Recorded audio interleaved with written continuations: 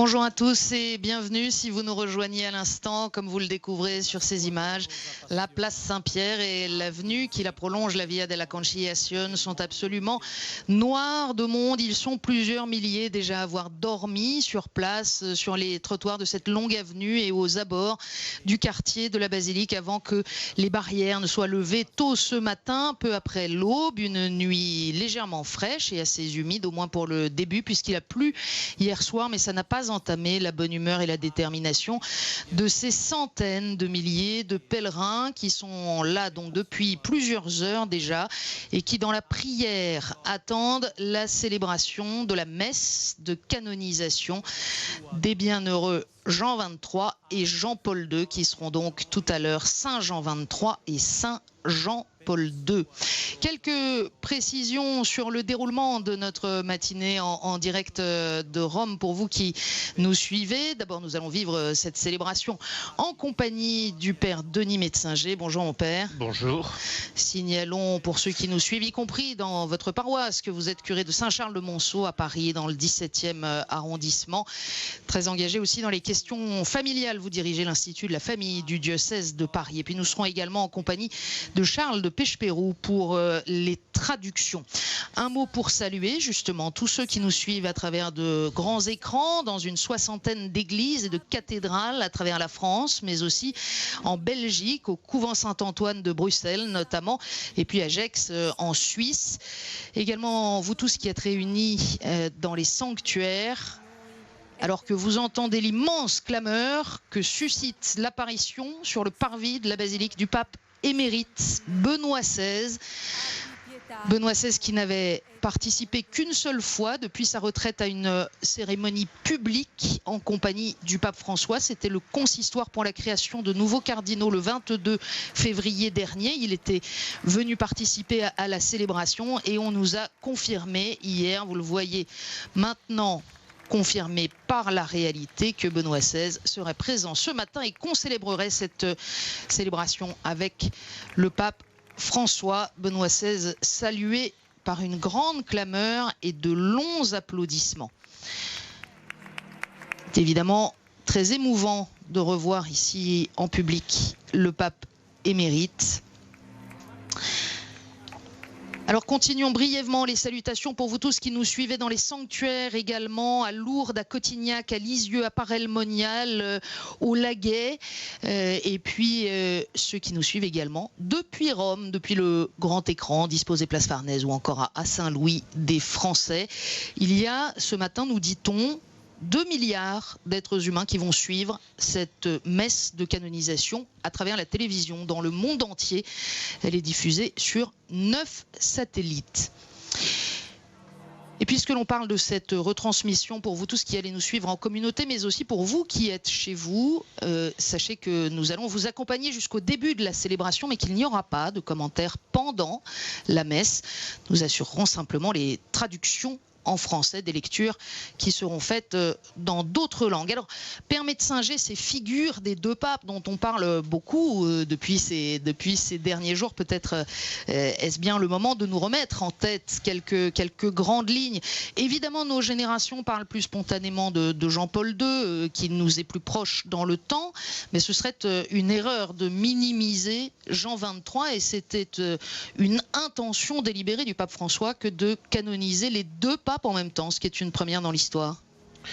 Oui, le lien spirituel est très clair, c'est le Concile Vatican II. À la fois, on se rappelle que Jean XXIII, qui a été élu pape, somme toute assez âgé, en 1958, était à l'époque vu comme voilà, un pape de transition, comme on disait. Et c'est le pape qui mû par la force de l'Esprit Saint, a décidé d'ouvrir le Concile Vatican II. Ce grand concile qui a, j'allais dire, réactualisé la vie de l'Église pour le XXe et XXIe siècle.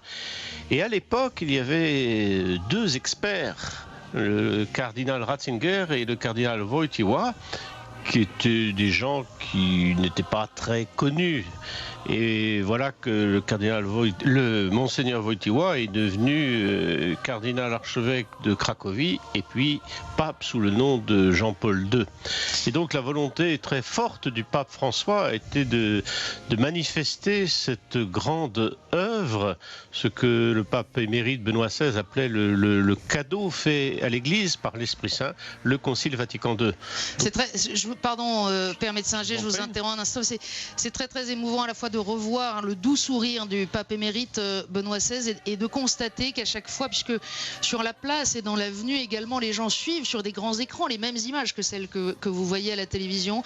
Et vous aurez noté qu'à chaque fois que le visage du pape émérite apparaît sur ces images, eh bien c'est une longue salve d'applaudissements qu'il salue. Pendant qu'on y reviendra tout à l'heure, mais les délégations officielles, 93 délégations officielles de différents pays du monde continuent d'arriver. On les détaillera plus tard. Mais alors revenons à cette continuité que vous venez de souligner, Père Metzinger. Ces deux jeunes experts de leurs propres archevêques à l'époque au concile, le Père Wojtyła, le Père Ratzinger, qui vont donc avoir l'occasion de vivre de l'intérieur ce grand concile convoqué par le pape Jean XXIII, et puis qui à leur tour deviendront papes. Et aujourd'hui, c'est au fond cette filiation des 50 dernières années, alors que l'on célèbre précisément à quelques mois près le 50e anniversaire du concile. Puis je crois aussi que, somme toute, c'est un peu j'ai envie de dire, le concile en acte, car il faut se rappeler que peut-être la nouveauté ou la nouvelle manière de dire les choses du concile Vatican II fait ressortir que la vocation chrétienne, c'est la vocation à la sainteté. Et donc, le fait de pouvoir, comme ça, canoniser deux grandes personnalités, j'allais dire, ils ne sont pas canonisés parce qu'ils étaient papes, tous les papes ne sont pas saints, ils sont canonisés parce qu'ils vivaient du Christ, parce qu'ils sont chrétiens.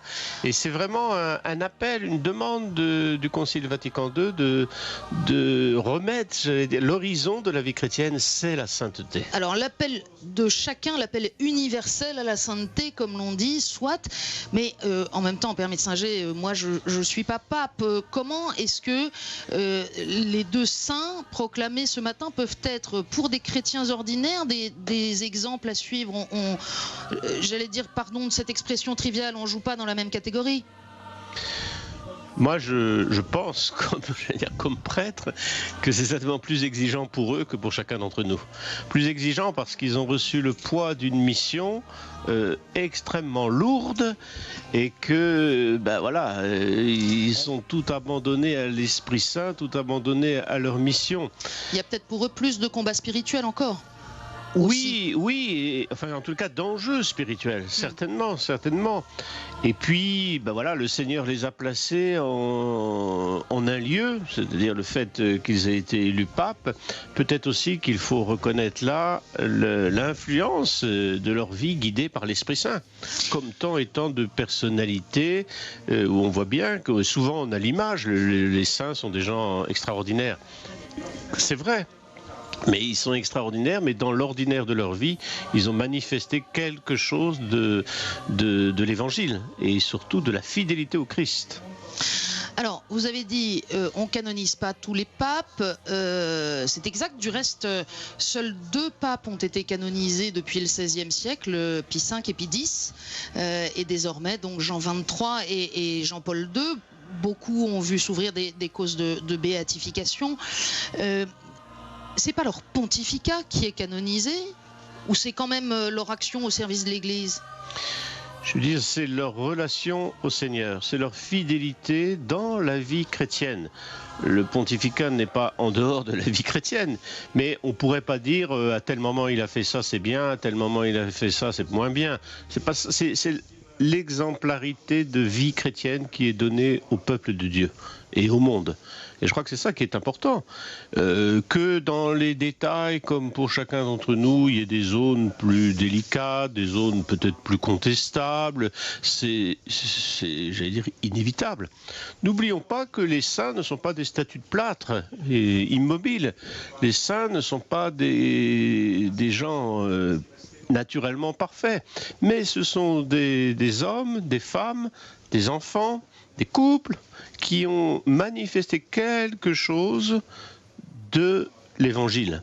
Et chacun, on peut voir que le bon sens populaire en Italie, et ça s'est reporté dans le monde entier, lorsqu'il parle du pape Jean XXIII, dit le bon pape Jean, ça veut bien dire que tout le monde y a vu quelque chose de la bonté de Dieu quand on regarde la vie de grand Jean XXIII. Il ne faut pas se tromper sur cette expression. Celui qui a longtemps été son secrétaire, qui est aujourd'hui le cardinal Capovilla, quasi centenaire, mais cardinal depuis seulement février dernier, se disait agacé par cette expression parce qu'il a l'impression qu'on traite le pape Jean de benet. Quand on dit dans le langage courant bon pape Jean aujourd'hui, en fait c'est une manière de souligner la vertu de bonté. Bien sûr, Dieu seul est bon et c'est quelque chose de la bonté de Dieu.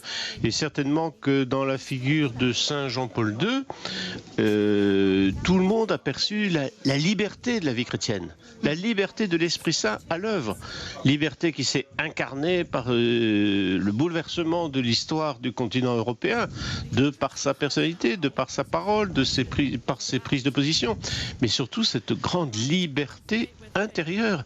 Ça sont des signes que l'Esprit Saint est à l'œuvre et inévitablement, pour l'un comme pour l'autre, pour chacun de ces hommes, il y a eu un combat spirituel. Alors, on va revenir sur ces deux figures pour nous permettre de nous mettre dans les bonnes dispositions pour suivre cette célébration. Mais avant cela, un petit peu de commentaires pour vous dire qui sont les délégations officielles. Je vous le disais, 93 pays ont envoyé des délégations officielles. Plus encore sont représentés par le corps diplomatique accrédité auprès du Saint-Siège. Il y a là quelques têtes couronnées. Vous avez aperçu tout à l'heure le roi d'Espagne et son épouse, Juan Carlos et Sophie. Il y a là aussi le roi des Belges, l'ancien roi des Belges Albert II et la reine Paola, le grand-duc Henri du Luxembourg, le prince Hans Adam de Liechtenstein et puis Fra Matthew Festing, le prince et grand maître de l'ordre souverain et militaire Saint-Jean de Malte, de Rhodes et de Jérusalem. L'Union européenne est représentée par le président du Conseil, Herman Van Rompuy, et le président de la Commission européenne, José Manuel Barroso, ainsi que le vice-président du Parlement européen. Et puis il y a beaucoup de présidents de différentes républiques, alors que vous voyez les sœurs qui saluent ici le pape émérite Benoît XVI. Beaucoup de présidents de la République, je vous le disais, venus d'Europe, de Bosnie, de Bulgarie, de Croatie, du Kosovo, de Lituanie, de Slovaquie ou de Hongrie. Le président du Liban, Michel Sleiman, du continent américain, ceux d'Équateur, mais également du Paraguay, et puis venus d'Afrique, du Gabon, de Guinée, du Cameroun. Plus contesté, la présence du président du Zimbabwe, M. Mugabe. D'autres pays africains se sont fait représenter par leurs anciens présidents de la République. C'est le cas de la Côte d'Ivoire avec la présence d'Henri Konan Bédié. Et puis un mot sur la représentation française. Vous le savez, c'est le Premier ministre de la République française, Manuel Valls, qui conduit la délégation à laquelle participe également l'ancien Premier ministre François Fillon, Madame Bernadette Chirac.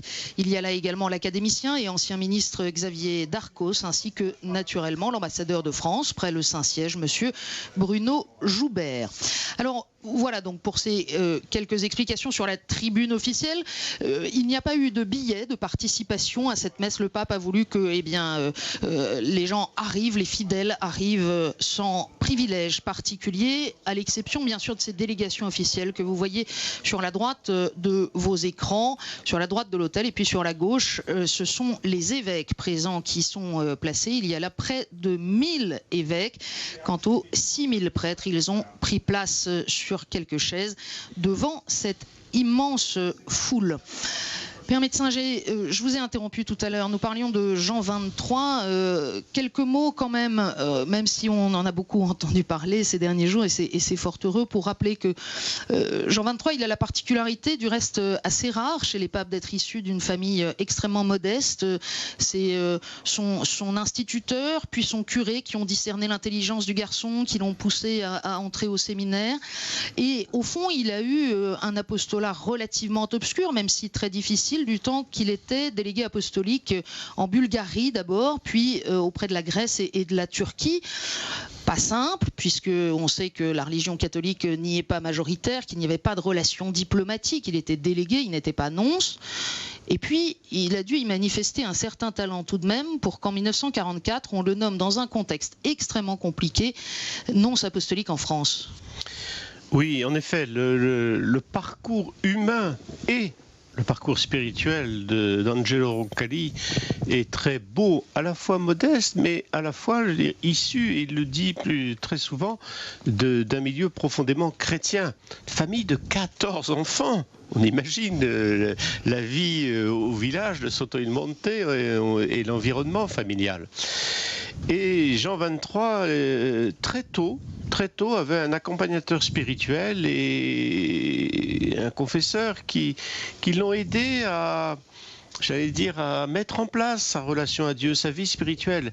Si bien que très tôt, ce qui est rare et ce qui est très beau, il écrivait ses pensées spirituelles, ce qui plus tard sera publié sous le titre Journal d'une âme. Mais il a fait ça avant même de rentrer au séminaire. Donc il y avait le travail de l'Esprit Saint dans l'âme de ce jeune garçon. Et puis après ses études au séminaire, il a été appelé à Rome pour être responsable, disons, des œuvres missionnaires. Et c'est dans ce cadre-là qu'il a été envoyé, repéré par le pape Benoît XV à l'époque.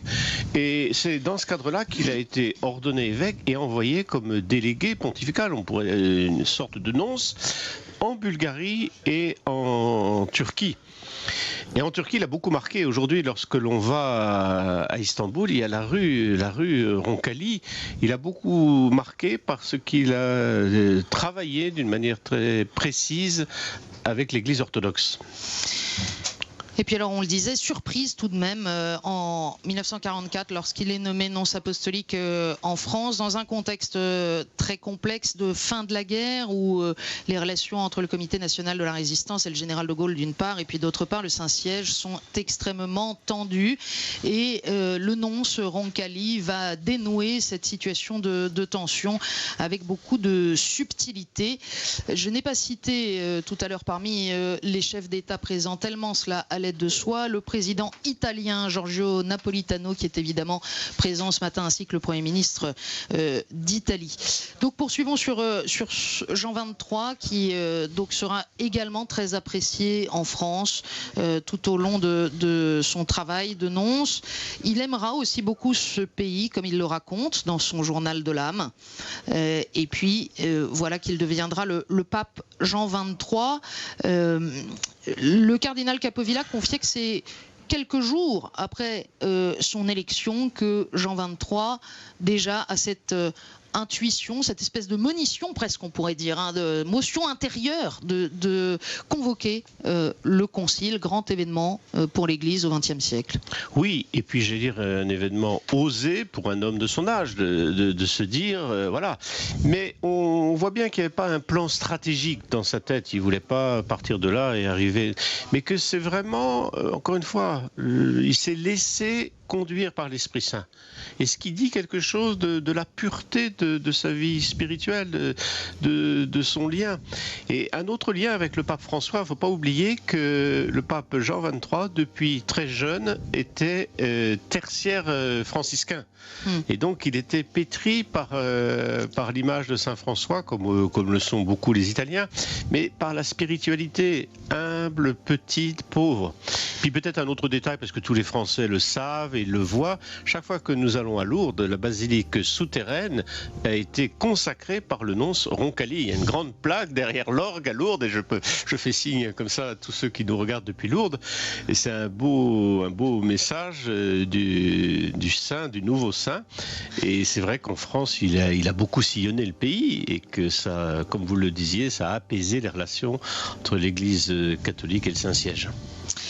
Alors un mot tout de même sur Jean-Paul II, même si l'immense majorité de ceux qui sont avec nous par la télévision ce matin a eu l'occasion de vivre quelques années au moins de ce grand pontificat. Là aussi, Jean-Paul II, le pape géant, comme disait la presse, qui a marqué son époque à la fois par sa proximité avec les jeunes. On en a beaucoup parlé ces derniers jours, l'initiative des Journées mondiales de la jeunesse, et du reste, il y a quelques jours à peine, le dimanche des Rameaux, le pape François François a décrété que Jean-Paul II sera le saint patron des JMJ.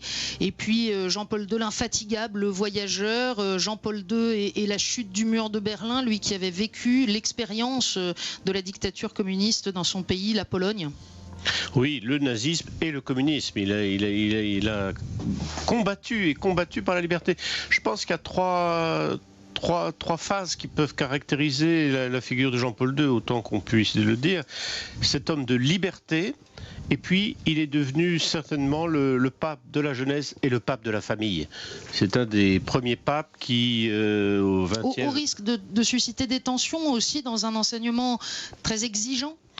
Oui, mais surtout dans un enseignement pas forcément compris parce que très profond, à la fois théologique et anthropologique. Et évidemment, il a quand même eu le culot pendant des années de faire une catéchèse sur l'anthropologie, sur le corps humain, etc., au cours de l'audience du mercredi. Et sur la sexualité humaine, le pape qui enseignait sur la sexualité humaine le mercredi matin. Au cours d'une audience générale, c'était pas prévu pour un petit groupe. Et ça a duré pendant plusieurs années. Et ce sont des textes qui font date dans l'histoire de la théologie du corps. Et qu'on n'a peut-être pas fini de travailler. Ah, je pense que non, ça certainement pas. Parce que faut reconnaître, c'est pas des textes faciles, c'est pas des textes tout publics, mais il appartient à chacun de les travailler, de s'en saisir, parce que c'est une mine fantastique. Et donc voilà, pour moi, c'est ces trois belles figures, la liberté, la jeunesse et la famille. C'est certainement ce qu'il nous transmet, et là où a rayonné sa fidélité au Seigneur. On a aperçu un court instant le Premier ministre français Manuel Valls au milieu des délégations officielles. Alors la messe va commencer maintenant dans quelques minutes. Père Metzinger, je voudrais qu'on dise un mot du déroulement de la célébration que nous allons vivre. En commençant par une précision, c'est au fond une messe, comme toute messe dominicale, en ce dimanche de l'octave de Pâques, dimanche de la fête de la Divine Miséricorde qu'a institué le pape Jean-Paul II. C'est une dimension essentielle dans notre compréhension de notre foi, la divine miséricorde, Père Metzinger. Le pape François insiste beaucoup sur la miséricorde. Alors, depuis toujours, le deuxième dimanche de Pâques, la sortie de la fête de l'octave, est directement sur la miséricorde, puisque nous entendrons l'évangile où Jésus transmet à ses disciples l'Esprit Saint pour qu'ils pardonnent. Le pape Jean-Paul II l'a appelé fête de la divine miséricorde. On connaît le lien entre le pape Jean-Paul II et la sœur Kowalska, cette grande spirituelle polonaise qui avait reçu ces visions mystiques et ce message du Christ miséricordieux. Donc bien sûr c'est un signe. On se rappelle que Benoît XVI avait béatifié le pape Jean-Paul II au cours d'une fête de la Divine Miséricorde, et certainement que c'est la raison pour laquelle le pape François a choisi cette date.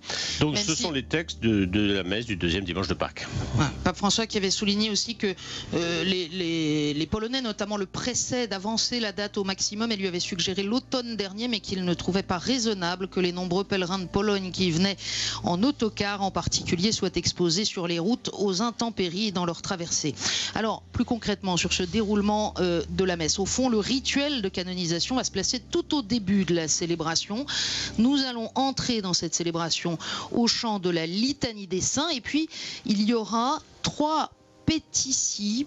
une pétition répétée 3 fois du cardinal Amato. Il est le préfet de la congrégation pour les causes des saints, et par 3 fois il va demander au Saint-Père de bien vouloir canoniser Jean XXIII et Jean-Paul II. La première fois, le pape va répondre par une invitation collective à la prière, la deuxième fois par le Veni Creator et la troisième fois par la formule de canonisation.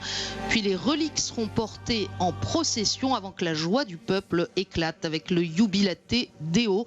Enfin, le pape répondra à la demande du cardinal Amato en disant qu'il ordonne de publier la lettre apostolique inscrivant ces 2 saints au catalogue des saints. Nous entrons maintenant, Père Metzinger, dans cette célébration.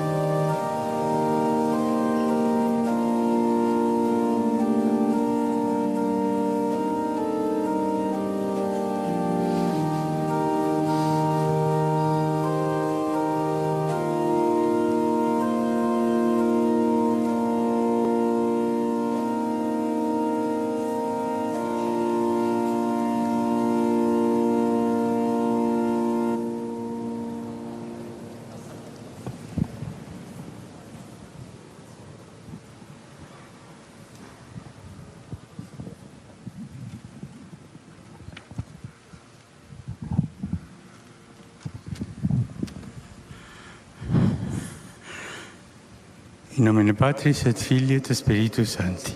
Amen. Pax vobis. Et cum spiritu tuo.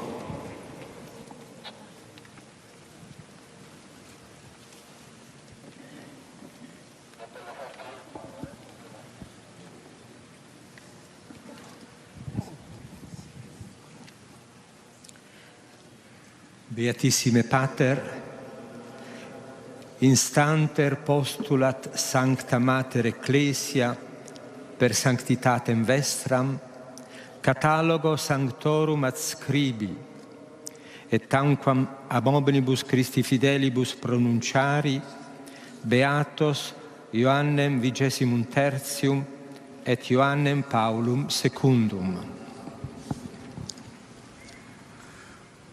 Fratres carissimi, Deo Patria Onnipotenti, preces nostras, per Iesum Christum levamus, ut Beate Maria Virginis, et omnium Sanctorum Suorum intercessione, sua gratia sustiniat, id col solemniter acturi sumus.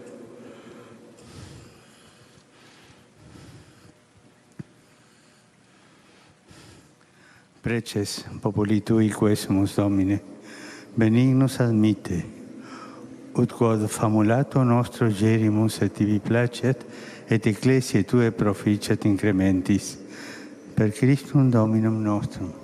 Amen. Unanima precazione roborata, Beatissime Pater, Sancta Ecclesia instantius flagitat, ut sanctitas vestra, Filios ossipsius electos, in sanctorum catalogo annumeret. Spiritum vivificatem igitur invocemus, ut mentes noster illuminet atque Christus Dominus ne permittat errare ecclesiam suam in tanto negotio.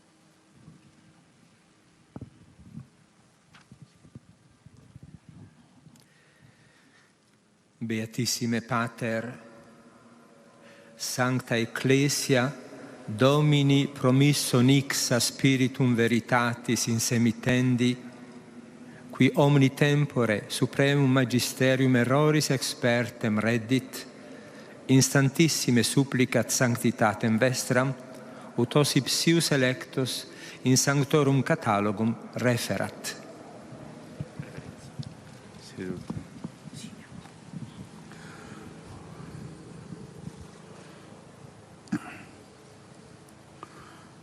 Ad honorem Sanctae et individue Trinitatis, ad exaltationem fidei catholice, et vitae Christianae incrementum, autoritate Domini nostri Iesu Christi, Beatorum Apostolorum Petri et Pauli ac nostra, matura deliberazione prehabita, et divina ope sepius implorata, ac de plurimorum fratum nostrorum consilio, Beatos Ioannem Vicesimum Tertium et Ioannem Paulum Secundum, sanctos esse decernimus et definimus, ac sanctorum catalogo adscribimus, statuentes eos in universa ecclesia, inter santos pia devotione recoli devere, in nomine Patris et Filii et Spiritus Sancti.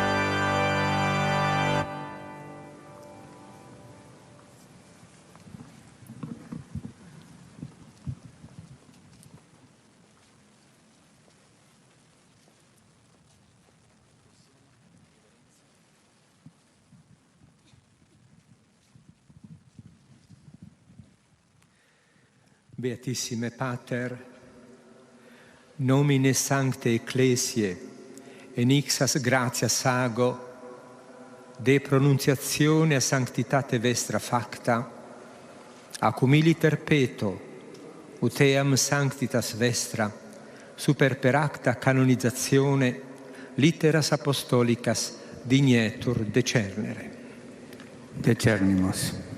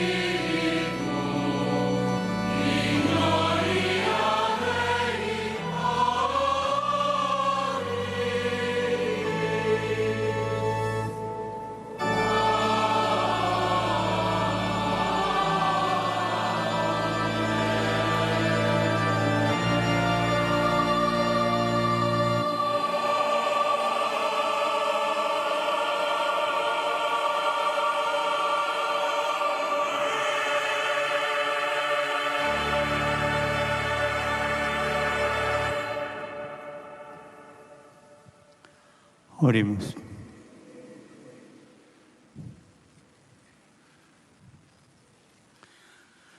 Deus misericordiae sempiterne, qui in ipsa Pascalis festi recurso, fede in sacrate tibi plebis accendi. Dieu de miséricorde infinie, tu ranimes la foi de ton peuple par les célébrations pascales. Augmente en nous ta grâce pour que nous comprenions toujours mieux quel baptême nous a purifiés, quel esprit nous a fait renaître et quel sang nous a rachetés. Nous te le demandons par Jésus le Christ, ton Fils, notre Seigneur, qui vit et règne avec toi et l'Esprit Saint, Dieu, pour les siècles des siècles.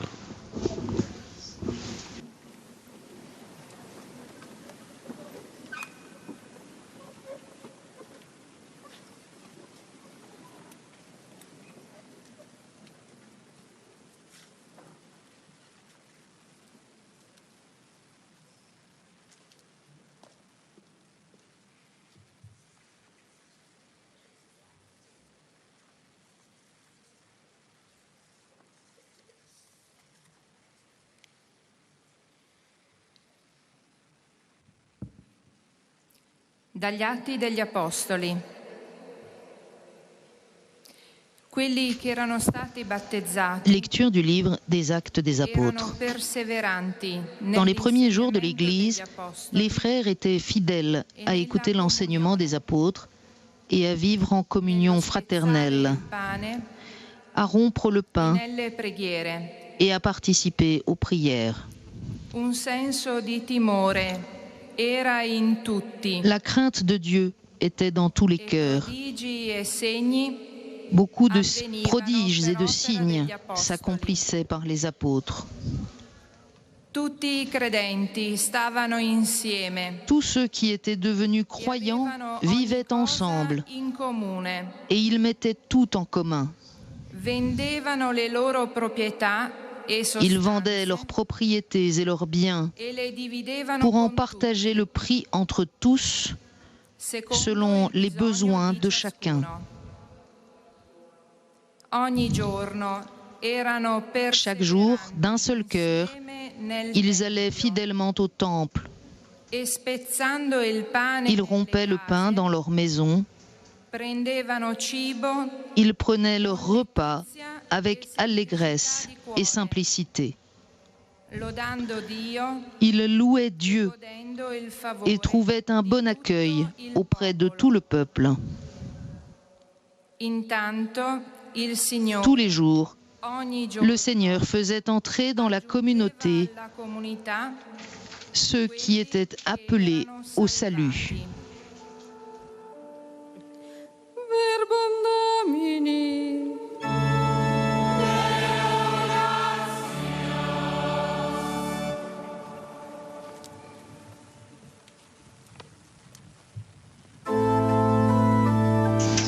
Psaume 117, le psaume de Pâques, alléluia, bien sûr.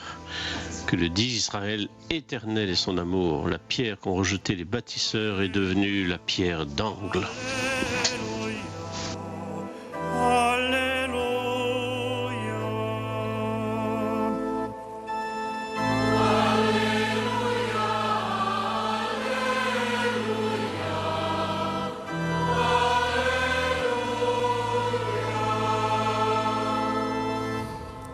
Dica Israele il suo amore per sempre, dica la casa di Aronne il suo amore per sempre, dicano quelli che temono il Signore il suo amore per sempre.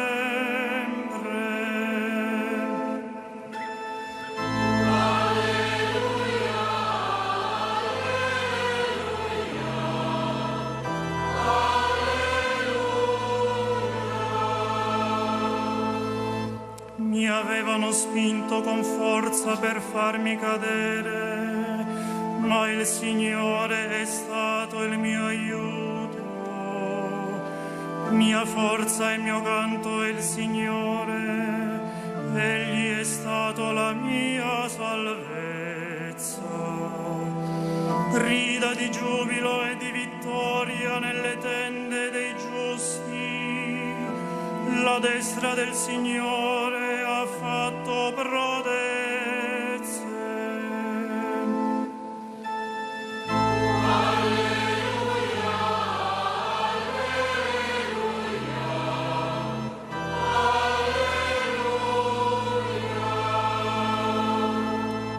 La pietra scartata dai costruttori è divenuta la pietra d'angolo.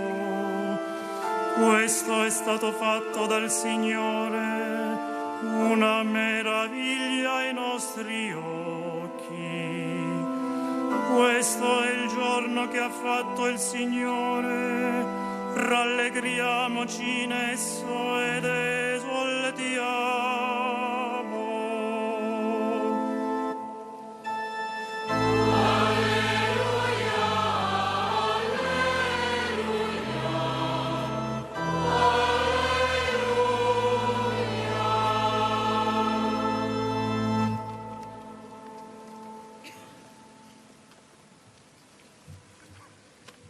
Czytanie z pierwszego listu świętego Piotra Apostoła. Lecture de la première lettre de Saint Pierre, apôtre.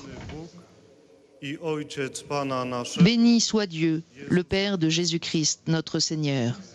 On w swoim wielkim miłosierdziu Dans sa grande miséricorde, il nous a fait renaître grâce à la résurrection de Jésus-Christ pour une vivante espérance, pour l'héritage qui ne connaîtra ni destruction, ni souillure, ni vieillissement. które jest zachowane Cet héritage vous est réservé dans les cieux, wy bowiem à vous que la puissance de Dieu garde par la foi Bożą, en vue du salut qui est prêt à se manifester à la fin des temps. aby się objawić w czasie ostatecznym. Dlatego Vous en tressaillez de joie, même s'il faut que vous soyez attristés pour un peu de temps encore par toutes sortes d'épreuves. świadczenia Elles vérifieront la qualité de votre foi, qui est bien plus précieuse que l'or. Cet or voué pourtant à disparaître, które przecież que l'on vérifie par le feu. na chwałę Tout cela doit donner à Dieu louange, gloire et honneur quand se révélera Jésus-Christ, lui que vous aimez sans l'avoir vu, en qui vous croyez sans le voir encore, chociaż nie widzicie et vous tressaillez d'une joie inexprimable qui vous transfigure, się car vous allez obtenir votre salut, i pełną chwałę qui est l'aboutissement de votre foi. cel waszej wiary, zbawienie dusz. Verbum Domini.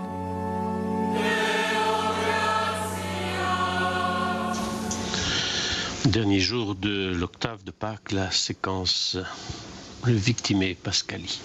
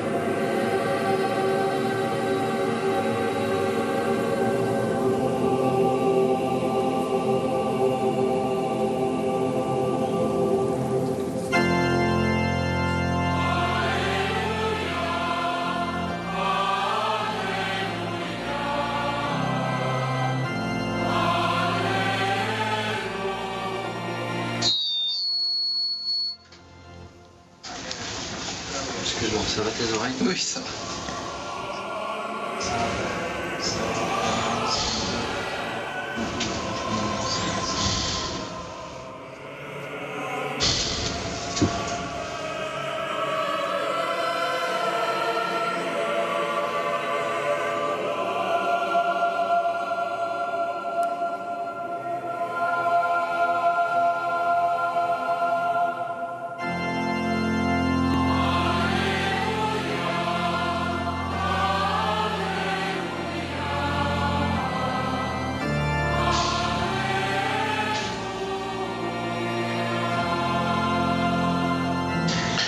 L'évangile de Jésus-Christ selon saint Jean sera proclamé en latin et en grec selon la belle tradition de l'Église catholique.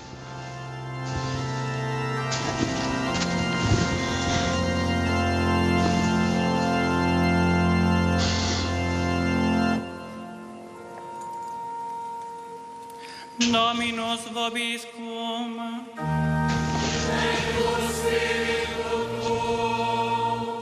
Lectio Sancti Evangelii secundum Ioannem.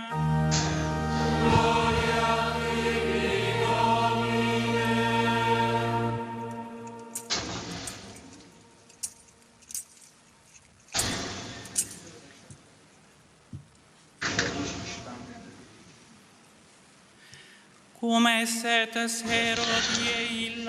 C'était après la mort de Jésus, le soir du premier jour de la semaine.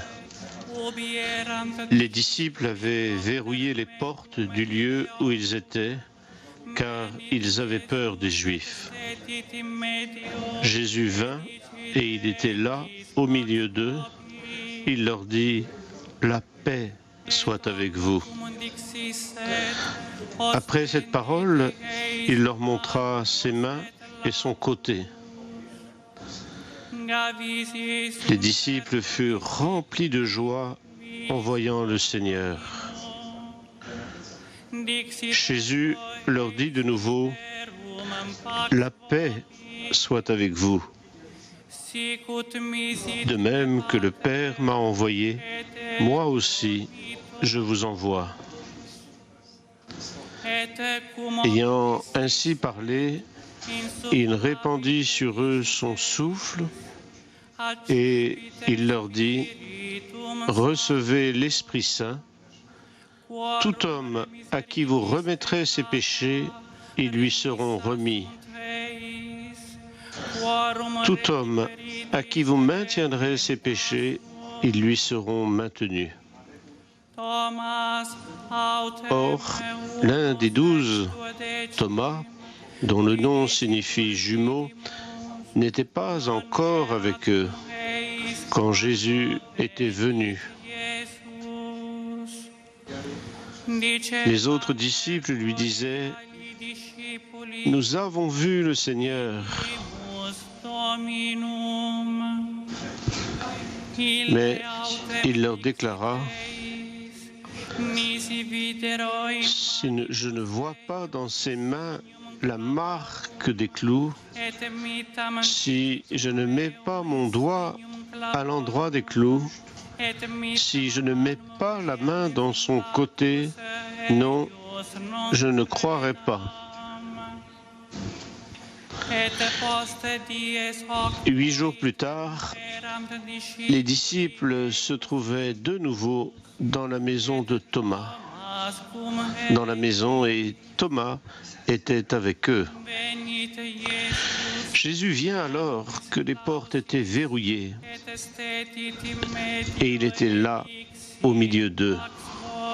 Il dit, « La paix soit avec vous. » Puis il dit à Thomas, « Avance ton doigt ici et vois mes mains. Avance ta main et mets-la dans mon côté. Cesse d'être incrédule, sois croyant. »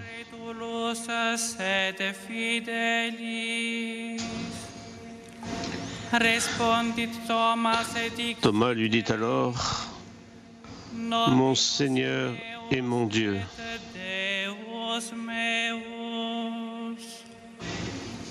Jésus lui dit,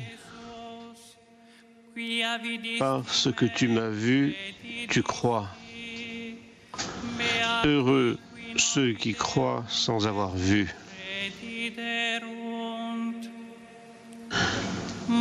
Il y a beaucoup d'autres signes que Jésus a faits en présence des disciples et qui ne sont pas mis par écrit dans ce livre, mais ceux-là y ont été mis afin que vous croyiez que Jésus est le Messie, le Fils de Dieu, et afin que par votre foi, vous ayez la vie en son nom.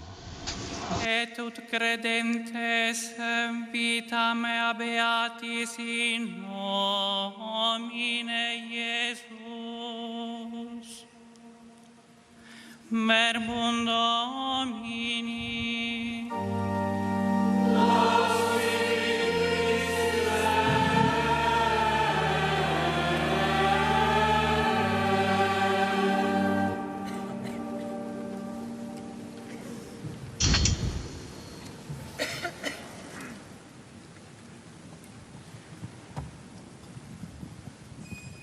Sophia orthia cusomen tu agio evangeliu. Eirini passi.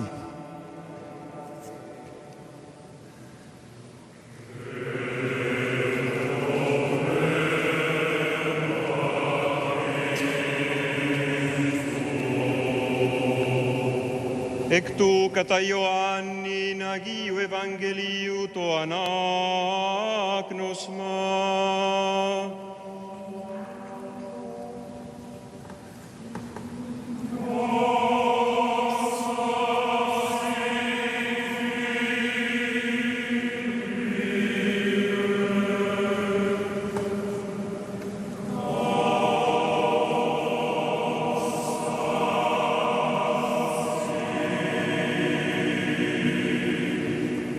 Πρόσχομεν, ους ήσουν οψίας τη ημέρα εκείνη τη μία Σαββάτων και των θυρών και κλεισμένων, όπου ήσαν οι μαθηταί δια των φόβων των Ιουδαίων, ήλθεν ο Ιησούς και έστη στο μέσον και λέγει αυτοίς ειρήνη ημίν.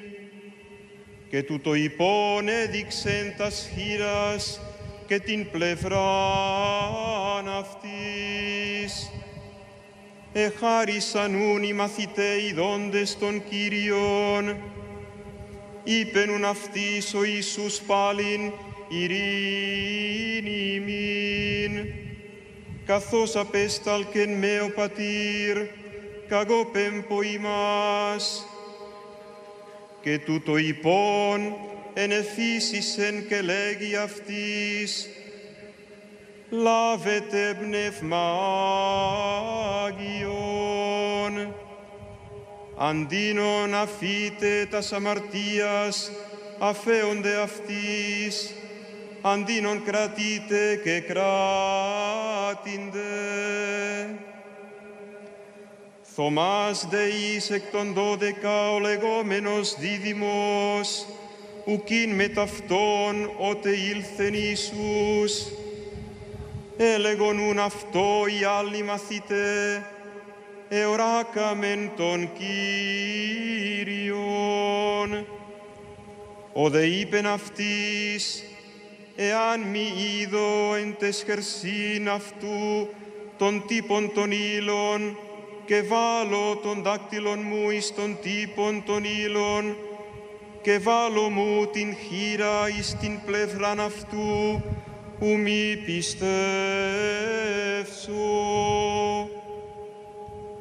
Και μεθημέρας 8 πάλιν ήσαν έσω οι μαθηταί αυτού, και Θωμάς με ταυτόν. Έρχεται ο Ιησούς των θυρών και κλεισμένων, και έστι εις το μέσον και είπεν ειρήνη ημίν. Ήτα λέγει το Θωμά, φέρε τον δάκτυλον σου όδε και είδε τας χειράς μου και φέρε την χειρά σου και βάλε εις την πλευράν μου και μη γίνου άπιστος, αλλά άπιστος. Απεκρίθη Θωμάς και είπεν αυτό, ο Κύριος μου και ο Θεός μου. Λέγει αυτό Ιησούς, ότι όρακας με πεπίστευκας, μακάρι οι μη ειδώντες και πιστεύσαντες. Πολλά μενούν και άλλα σημεία επίσεν ο Ιησούς ενώπιον των μαθητών αυτού, αουκ εστιν γεγραμμένα εν το βιβλίο τούτο. Ταύτα δε γεγραπτε, ή να πιστεύσετε ότι Ιησούς εστιν ο Χριστός, ο Υιός του Θεού, και ή να πιστεύοντες. Ζωήν έχετε εν το ονόματι αυτού.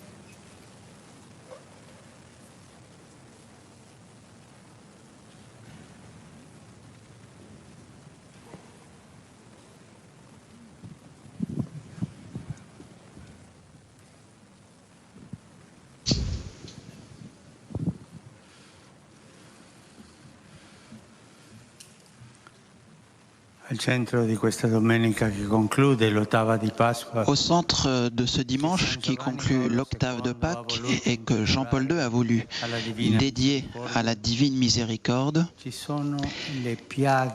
il y a les plaies glorieuses de Jésus ressuscité. Il les montre dès la première fois qu'il apparaît aux apôtres, le soir même du jour qui suit le sabbat, le jour de la résurrection. Mais ce soir, comme nous avons entendu, Thomas n'était pas là. Et quand les autres lui disent qu'ils ont vu le Seigneur, il répond que s'il ne voyait pas et ne touchait pas les blessures, il ne croirait pas. 8 jours après, Jésus apparut de nouveau au Cénacle parmi les disciples et Thomas aussi était là. Il s'adresse à lui et l'invite à toucher ses plaies. Et alors, cet homme sincère, cet homme habitué à vérifier en personne, s'agenouille devant Jésus et lui dit « Mon Seigneur et mon Dieu ». Le piaghe di Gesù sono scandalo per la fede. Les plaies de Jésus sont un scandale pour la foi, mais elles sont aussi la vérification de la foi. C'est pourquoi dans le corps du Christ ressuscité, les plaies ne disparaissent pas, elles demeurent parce qu'elles sont le signe permanent de l'amour de Dieu pour nous.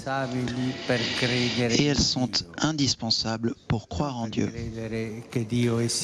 Non pas pour croire en Dieu, que Dieu existe, mais pour croire que Dieu est amour, miséricorde, fidélité.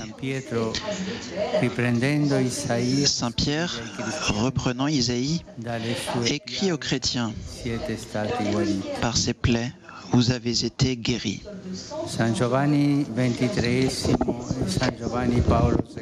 Saint Jean 23 et Saint Jean-Paul II ont eu le courage de regarder les plaies de Jésus, de toucher ses mains blessées et son côté transpercé. Ils n'ont pas eu honte de la chair du Christ. Ils ne se sont pas scandalisés de lui, de sa croix. Ils n'ont pas eu honte de la chair du frère, parce qu'en toute personne souffrante, ils voyaient Jésus. Ils ont été deux hommes courageux, remplis de la liberté et du courage de l'Esprit Saint, et ils ont rendu témoignage à l'Église et au monde de la bonté de Dieu, de sa miséricorde. Ils ont été des prêtres, des évêques et des papes du XXe siècle. Ils en ont connu les tragédies, mais n'en ont pas été écrasés. En eux, Dieu était plus fort. Plus forte était la foi en Jésus-Christ, Rédempteur de l'homme et Seigneur de l'histoire. Plus forte était en eux la miséricorde de Dieu, manifestée par les 5 plaies. Plus forte était la proximité maternelle de Marie.